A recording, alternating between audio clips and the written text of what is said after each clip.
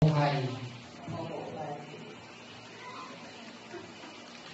Jose, bukal ba sa iyong loob ang iyong pagparito upang muling makatipad bilang asawa si Esther na iyong pakamamahaling muli at paglilingkuran habang buhay? Opo. Yan ang lalaki, talagang magiting ang sagot. Nakahanda ba muli kayong gumanap sa inyong pananagutan sa ating inang simbahan at sa sambayan ng umaasa ng biyaya ng ating Panginoon? Opo, Padre. Esther,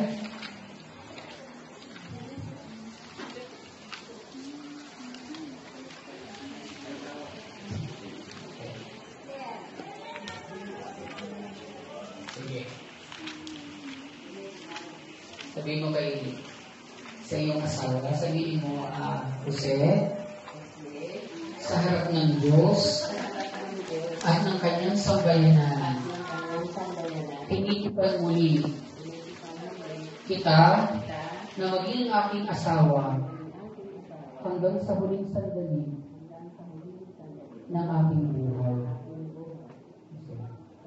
Sabi mo, Esther, sa harap ng Diyos at ng kanyang bayan, tinitipan muli kita maging aking asawa hanggang sa huling sandali ng ating buhay.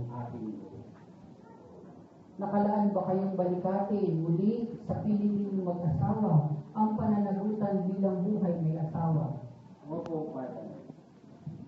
Ngayon, sumunod kayo sa akin.